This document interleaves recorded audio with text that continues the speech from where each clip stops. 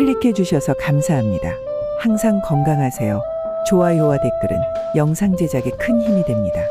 옛 이모 이야기 바로 시작합니다. 오늘 여러분께 들려드릴 이야기는 조선시대의 몸종 소녀에 관한 이야기입니다. 몸종이란 양반 가문에서 남자 주인을 직접 모시던 여인을 말하는데 그 지위가 매우 낮았습니다. 일반적으로 몸종은 높은 신분의 양반들이 하녀들에게 부적절한 행동을 합리화하기 위한 명목이었죠. 하지만 오늘 제가 들려드릴 이야기 속 몸종은 조금 다릅니다. 이 몸종이 모시게 된 집안의 주인은 노인이 아닌 젊은 도령이었습니다. 젊은 도령의 몸종이 된다는 것, 그것은 많은 여인들이 꿈꾸어도 이룰 수 없는 일이었죠. 꼬수는 불운한 운명을 타고난 여인이었습니다. 어릴 적부터 기억나는 것이라곤 도박에 미친 아버지의 모습뿐이었죠. 꼬순이 14살이 되던 해 아버지는 그녀를 빚 대신 저당 잡혔습니다. 어머니는 눈물만 흘릴 뿐 남편의 뜻을 거스를 용기가 없었습니다. 결국 꼬수는 채권자에 의해 조씨 가문의 하녀로 팔려가게 되었습니다. 조씨 가문은 크고 부유했지만 젊은 부부만이 살고 있었습니다. 집주인 조유는 조정에서 중요한 직책을 맡고 있었고 그의 아내 한부인은 꼬순이 단정하고 일솜씨가 좋은 것을 보고 자신의 방에서 일하게 했습니다. 꼬수는 여러 하녀들 중에서도 특별히 영리하고 마음씨가 고왔습니다. 그녀의 영민함과 성품은 누구에게도 뒤지지 않았습니다.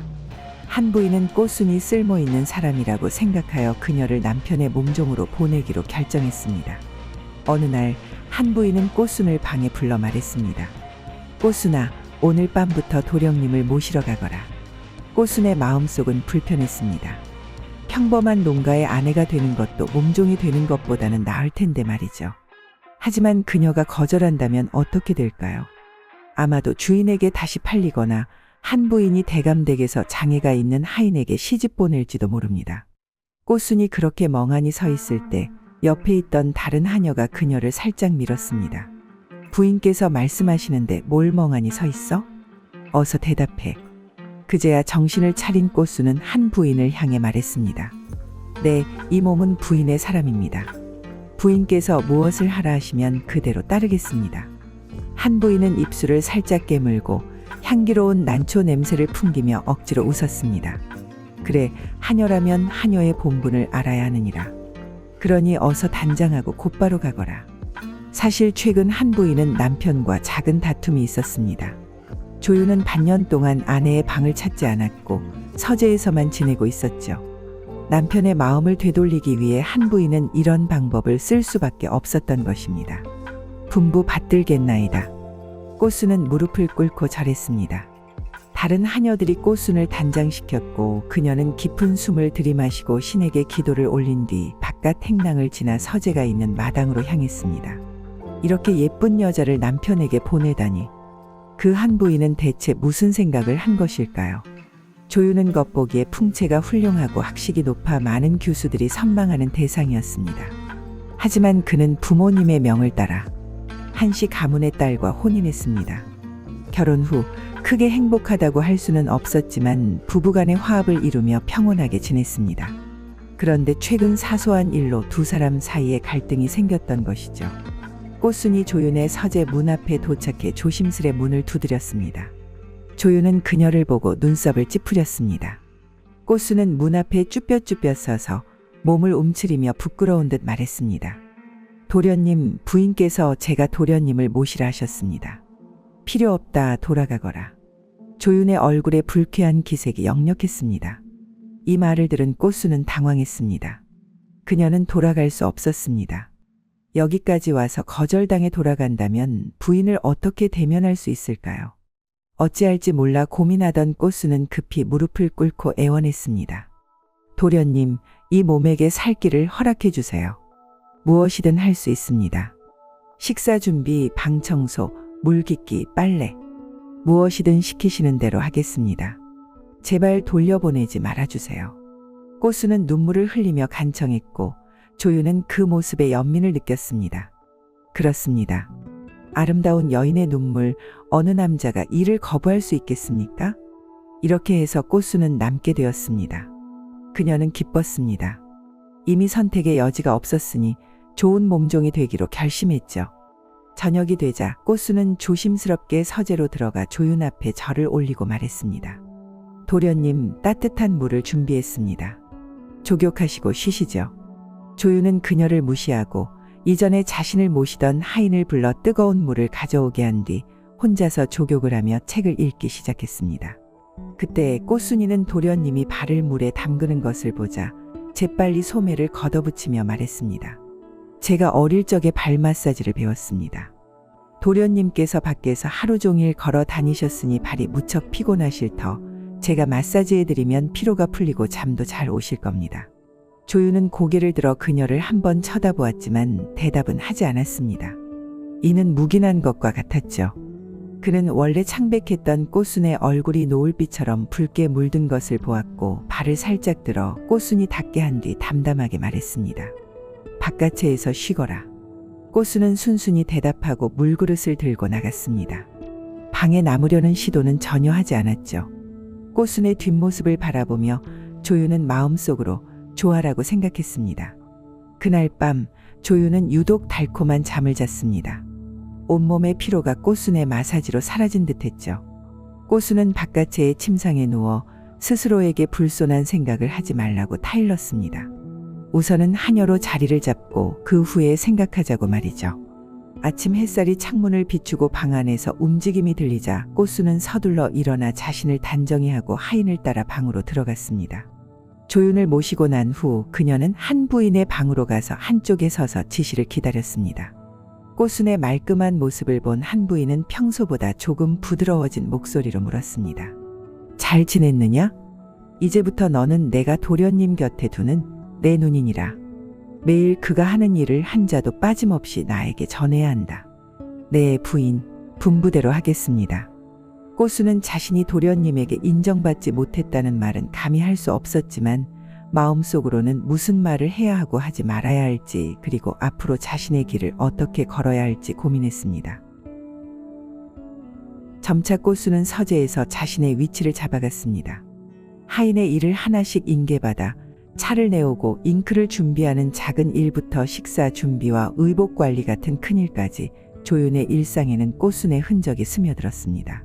한가할 때면 조윤은 꽃순에게 글씨를 가르치고 시를 읽어주었습니다. 반년도 채 되지 않아 꽃순은 많은 글자를 알게 되어 조윤의 서재에 있는 책들을 능숙하게 읽을 수 있게 되었습니다. 그녀는 시를 짓는 법도 배우게 되어 조윤을 놀라게 했죠. 함께 지내는 시간이 길어지자 조윤은 이 아름다운 여인에게 진심으로 정이 들었습니다.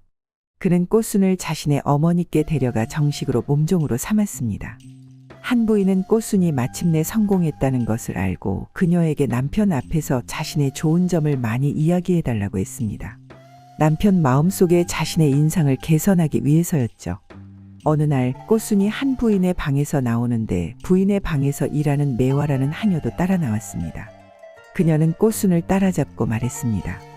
자, 이것은 이번 달 급료야.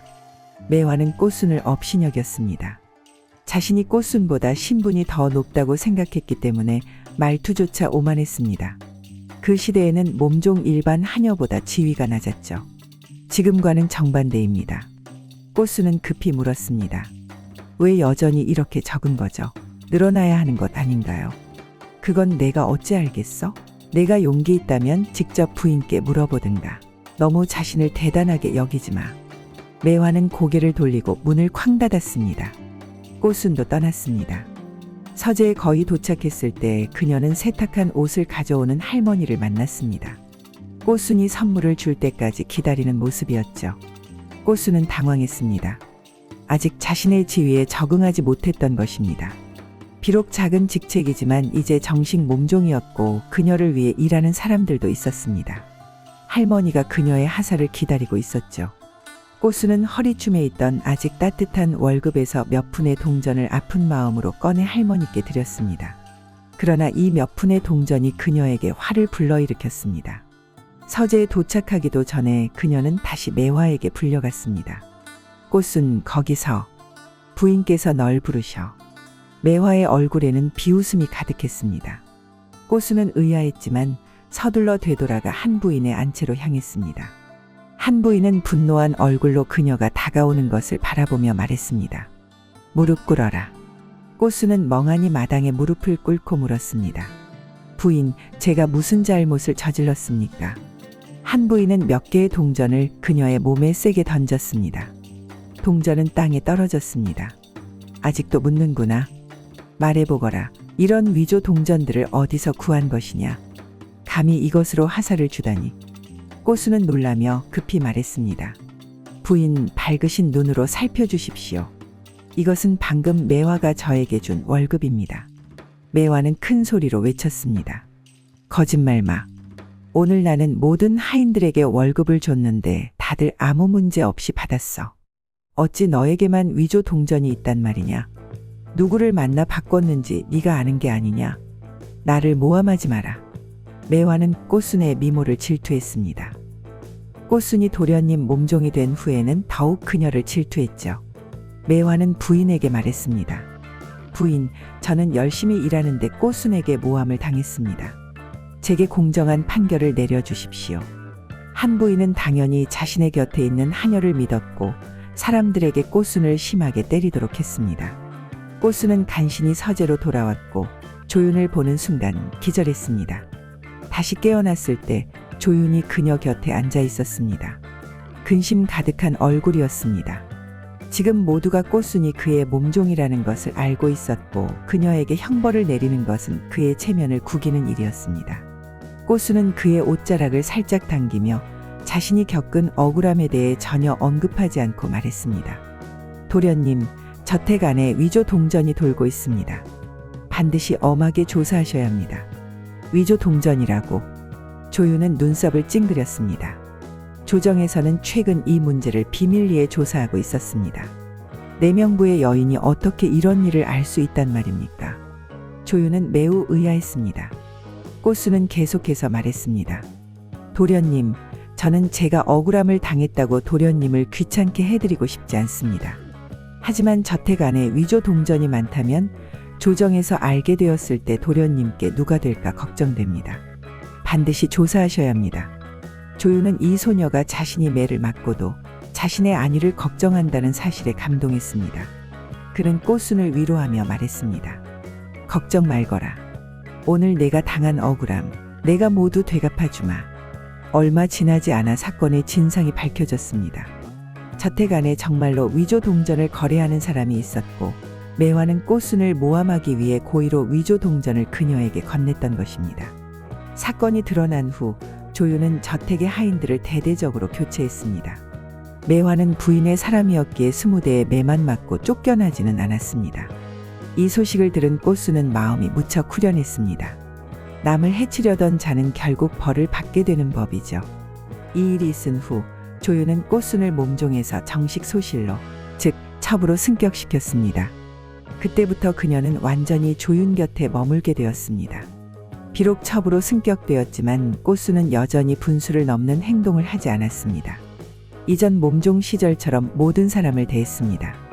꽃순이 첩으로로 승격되었다는 소식에 한 부인은 방 안에서 크게 화를 냈습니다. 그녀의 원래 의도는 꽃순을 보내 자신의 앞잡이로 삼는 것이었는데 생각지도 못하게 앞잡이가 통제에서 벗어나 자신의 말을 듣지 않게 된 것이죠. 꽃순이 첩이 된 이후 한 부인은 그녀에게 계속해서 해를 끼치려 했습니다. 더 이상 꽃순이 남편 앞에서 자신의 좋은 점을 말해주기를 기대하지 않게 된 것이죠. 솔직히 말해서 그녀는 여전히 정실부인 즉 본부인이었고 누구도 그녀를 넘볼 수 없었습니다. 꽃순은 자신의 위치를 잘 알고 있었습니다.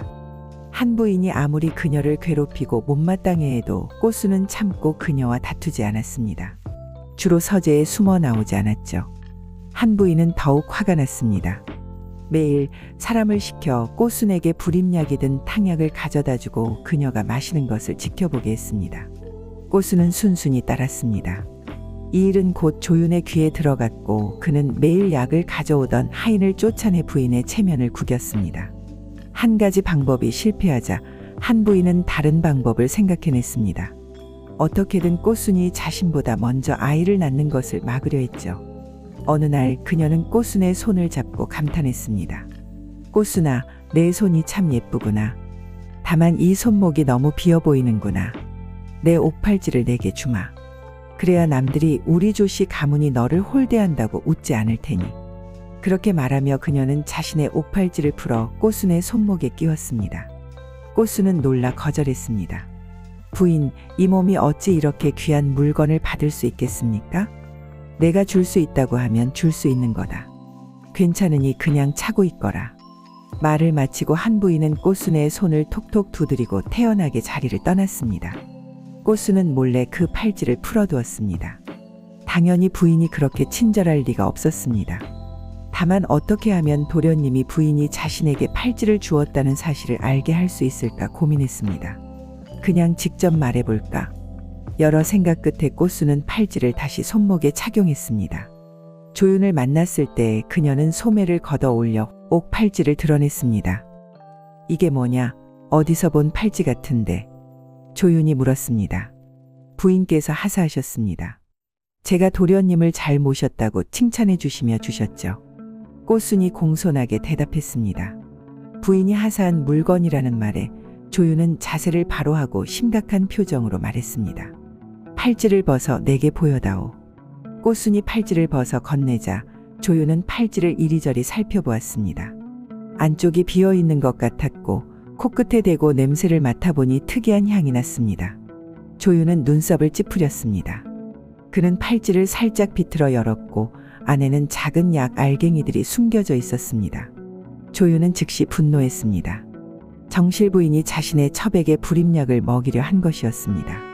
조윤은 화가 나서 팔찌를 들고 한 부인의 방으로 성큼성큼 걸어갔습니다. 그는 팔찌를 한 부인 앞에 던지며 단호하게 말했습니다. 이제부터 꽃순의 일에 간섭하지 마시오. 더 이상 그녀에게 손을 대지 마시오. 한 부인은 창백한 얼굴로 남편이 문을 쾅 닫고 나가는 모습을 지켜보았습니다. 그녀는 남편이 이렇게 무정할 줄 몰랐습니다. 부부 사이의 작은 다툼 때문에 몇 년 동안 자신의 방에 발걸음도 하지 않다니요. 사실 한 부인은 몰랐지만 조윤이 그녀를 이렇게 대하는 이유는 그녀의 오빠 때문이었습니다. 한 부인의 오빠는 조윤과 함께 조정에서 일했는데 출세하기 위해 조윤을 이용하고 배신했던 것입니다. 이것이 조윤의 마음을 크게 상하게 했고 거기에 한 부인의 교만한 태도까지 더해져 그녀를 더 이상 보고 싶지 않게 된 것이었습니다. 그날 이후 한 부인은 더 이상 꽃순을 괴롭히지 않았습니다. 꽃순은 조윤의 총애 속에 평화로운 나날을 보냈습니다. 조윤의 특별한 보살핌 아래 꽃순은 얼마 지나지 않아 귀한 아들을 낳았습니다. 그녀는 자신의 지위를 잘 알고 있었기에 정실 부인을 해치거나 도전하는 행동은 절대 하지 않았습니다. 시간이 흐르면서 한 부인도 조금씩 마음을 누그러뜨렸고 때로는 꽃순의 아이를 보러 오기도 했습니다. 조윤 역시 한 부인에 대한 인상이 조금 나아졌지만 여전히 꽃순과 함께 지내는 것을 선호했습니다. 어느 날 밤 꽃순이 아이를 재우고 있을 때 문득 한 가지 생각이 떠올랐습니다. 왜 한 부인의 오빠가 조윤 도련님을 배신했을까? 그녀는 조금 이상하다고 느꼈습니다.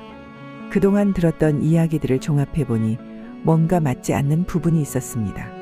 다음 날 꽃순은 용기를 내어 조윤에게 물었습니다. 도련님, 실례가 되는 줄 알지만 여쭤볼 것이 있습니다.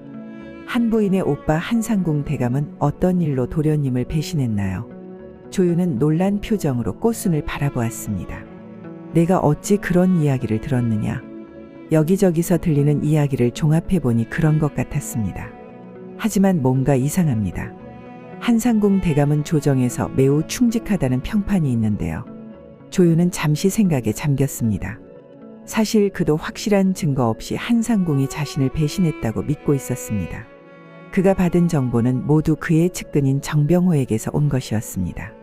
꽃순의 물음이 조윤에게 의심의 씨앗을 심었습니다. 그는 직접 조사를 시작했고 놀라운 사실을 발견했습니다. 그를 배신한 사람은 한상궁이 아니라 정병호였던 것입니다. 정병호는 한상궁을 모함하고 조윤과 그의 아내 사이를 갈라놓기 위해 거짓 정보를 흘렸던 것이었습니다. 이 사실이 밝혀지자 조윤은 크게 충격을 받았습니다. 그동안 무고한 한상궁과 아내를 오해했던 것입니다. 조윤은 곧바로 한 부인의 방으로 향했습니다. 한참 만에 찾아온 남편을 본 한 부인은 놀랐습니다. 조윤은 모든 진실을 털어놓고 사과했습니다. 한 부인은 처음에는 믿기 어려워했지만 이내 남편의 진심 어린 사과를 받아들였습니다. 그날 밤 오랜만에 부부는 화해의 시간을 가졌습니다. 다음 날 아침 조유는 꽃순을 불러 고마움을 표했습니다. 내가 아니었다면 나는 계속 어리석은 오해 속에 살았을 것이다. 진실을 찾게 해준 너에게 고맙다. 꽃순은 공손히 고개를 숙였습니다. 도련님의 행복이 제 행복입니다. 부부가 화목하게 지내시는 것이 이 집안의 가장 중요한 일이죠. 한 부인도 꽃순에게 감사의 마음을 전했습니다.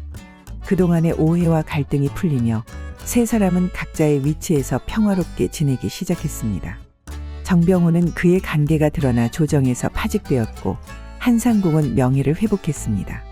시간이 흘러 한 부인도 드디어 아들을 낳았고 꽃순의 아들과 함께 조씨 가문의 미래를 이어갈 두 아이는 형제처럼 가깝게 자랐습니다. 꽃순은 항상 자신의 위치를 잊지 않고 분수에 맞게 행동했습니다. 그녀의 지혜와 인내 그리고 진실을 향한 용기는 결국 모든 사람에게 행복을 가져다 주었습니다. 옛 이모 영상을 빠르게 만나보시려면 가운데 동그라미를 클릭하여 구독을 눌러주세요. 새로운 영상이 올라오면 알림이 옵니다. 다음 동영상과 추천 영상도 재미있으니 많은 시청 바랍니다. 감사합니다.